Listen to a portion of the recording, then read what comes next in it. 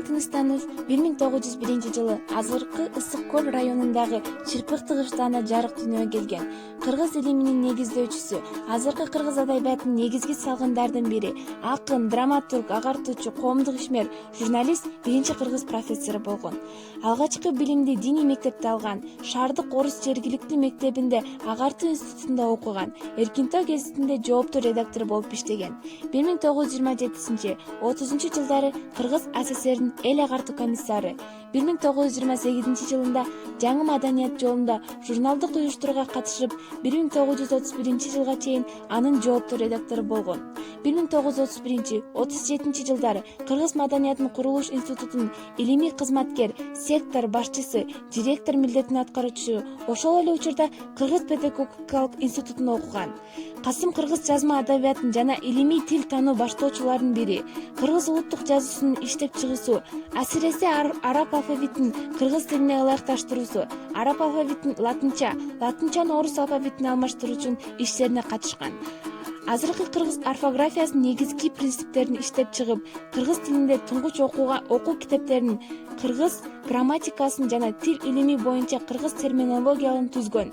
Касым адегенде казакча, кийин кыргызча жазган ырлары Алматы жана Ташкентте казакча чыгуу газеттердин журналга жарыяланып, 1925 жылы Касым ырлары жинагы деген ат менен Москвага жарык көргөн Касым Туңгуч көркөм котормочу. Ал интернационалдык Крыловдун темсилдерин биринчи жолу кыргызчалаткан. Орус революциячы ырларын Өздöштүрүү ырлары деген ат менен которуп, кичине китеп кылып чыгарган. Касым кыргыз элинин озеки чыгармаларын, асиресе Манас эпосун жыйноого зор көңүл болуп, бул темада атайын макалаларды жазган. Уюштуруучу иштегенге жүргүзгөн. Мисалы, улуу манасчы Саякбай Каралаев улунун айтуусунда Манас 3 илдик толук жазып алууну демилгечисинде жана уюштуруусу болгон. Манас эпосунун орусча которуу ишинде катышкан. 1938 жылдын 5 ноябрдагы СССР Жогорку аскер сотуна жабык көчмө сессиясындагы Тыныстановдун 1925 жылдан тартып улутчул Алаш Ордо уюмунун, андан кийинки буржуазиялык улутчул диверсиясынын зыянкеч социалдык Туран партиясынын жетектеген тобунан кирген деген күнөө менен коюлуп атууга өкүм кылган. Өкүм тез аткарылып 7 ноябрда атылган.